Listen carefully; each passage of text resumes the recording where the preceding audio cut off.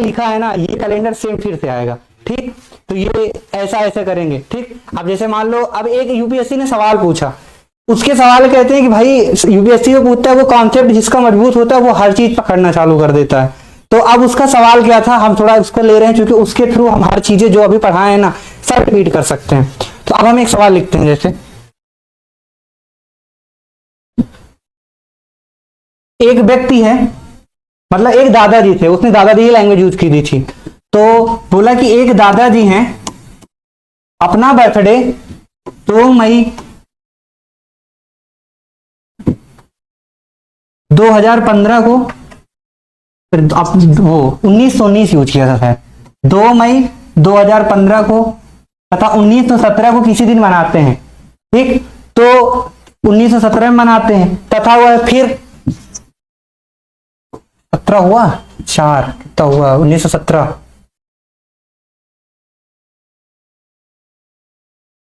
1923 में मनाते हैं। फिर वह अपना जन्मदिन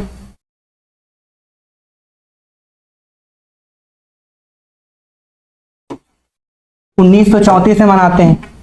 ऐसे सवाल था कि एक दादाजी हैं, अपना बर्थडे 2 मई 1917 को किसी दिन मनाते हैं, फिर वही बर्थडे अपना 1923 में मनाते हैं, फिर वही उसी दिन अपना बर्थडे कब मनाते हैं 1934 में मनाते हैं। तो अब पूछ लिया कि भाई अब वह पुनः किस दिन को तथा किस वर्ष अपना बर्थडे फिर से मनाएंगे। तो ये कौन सा सवाल है। अब ये जैसे अब यहाँ पे क्या लॉजिक था कि ये ऐसे डेट लिखा है तो भाई कह ये क्या लिखा है 1917 है 23 है। तो यहाँ पे देखो अब ये लॉजिक यहाँ पे ये लगाना था कि ये आखिरकार लिखी क्या हुई है डिजिट। तो यहाँ पे डिजिट का दिमाग लगाना था कि 1917 के बाद 23 में कोई पर्सन फिर से अपना बर्थडे मना रहा है, तो लॉजिक क्या हो सकता है। तो अभी हम जस्ट लॉजिक क्या सीखेंगे, रिपीटिशन ऑफ कैलेंडर। तो अगर 17 में हम किसका भाग दें 4 का, तो कितना आया 4 चौक का, तो एक रिमाइंडर। तो ये कै साल बाद रिपीट होगा, तो 6 साल बाद रिपीट हो गया क्या। फिर किसका भाग दिया इसमें 23 में 4 का, तो कितना आया रिमाइंडर। तो कितने साल बाद रिपीट होगा 11, तो फिर 11 साल बाद रिपीट हो गया क्या। तो ये सवाल है किसका, रिपीटिशन ऑफ कैलेंडर। तो अब फिर क्या होगा, फिर अब इसी में देखते हैं कि ये कब रिपीट होगा। तो ये देखते हैं भाई 1934 है, तो 34 में हम 4 का भाग देंगे तो दिए भाई, तो कितना आया 2 आया। 2 मतलब कितने साल जोड़ेंगे 11, तो 34 में 11 जोड़ दिए तो कितना आया। तो ये अपना दोबारा बर्थडे कब मनाएंगे 2 मई 19, तो ये दोबारा अपना बर्थडे कब मनाएंगे 2 मई 1945। तो अब उसने यूपीएससी ने सिर्फ एक चीज नहीं दी थी, अब इसी से पूछ लिया किस दिन मनाएंगे। तो अब ये डेट तो शुरू में दिया नहीं था किस दिन, तो अब अपने को पता है कि भाई हमने ये क्या निकाला, यहाँ से वर्ष निकाला, अब यहीं से निकाल देंगे किस दिन निकालेंगे, क्योंकि हम ऑलरेडी पीछे सीख आए हैं ना। तो शुरू अप्लाई करो कि इस दिन कौन सा दिन होगा 2 मई 1945 को। तो रिपीट हुआ गया पुराना वाला टॉपिक, ये हर जगह बार बार याद दिलाता रहेगा, मैं पीछे पढ़ाया हूं। तो 2 मई 1945 को कौन सा दिन होगा निकालो। तो 2 5 कितना है 1945, कौन सा दिन होगा निकालो।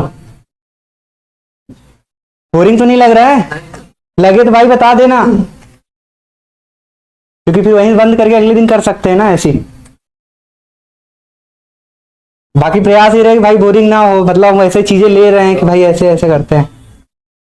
अगर भाई कोई डाउट जैसे जो ऑनलाइन है भाई, अगर आप लोग कोई भी दिक्कत हो तो भाई आप लोग सीधे कमेंट कर दीजिए, टीम देख रही है। बाकी हम भी बाद में जैसे क्लास खत्म होती है तो किसी को भी प्रॉब्लम होती है तो भाई यहाँ पे कमेंट कर दे, वैसे हम प्रॉब्लम देखेंगे। तो भाई देखते हैं, बहुत देर हो गया, क्या हुआ सबका संडे आ रहा है भाई, तो एग्री भाई संडे ही आएगा। तो भाई देखते हैं क्या आएगा।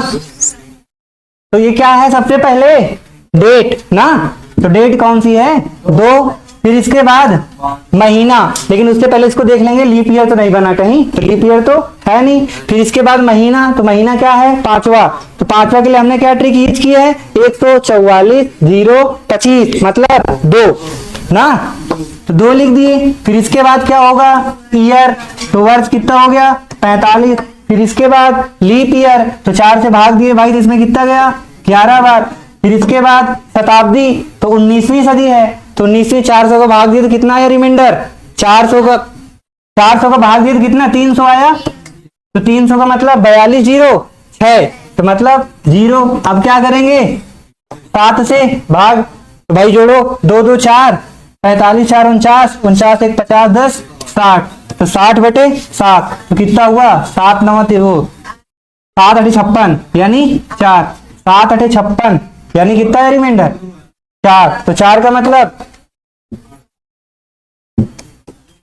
संडे मंडे ट्यूसडे वेडनेसडे बुधवार। तो भाई संडे कैसे आ रहा था 7 56 8 लेकर करके ना 8 इतनी जल्दी नहीं करनी, पेपर में ऑलरेडी प्रेशर होता है, अभी सीखना है कि भाई अपने को जल्दी नहीं करना, सही करना है पहले। तो 4 बराबर बुधवार, इसका भाई आंसर क्या हो जाएगा बुधवार।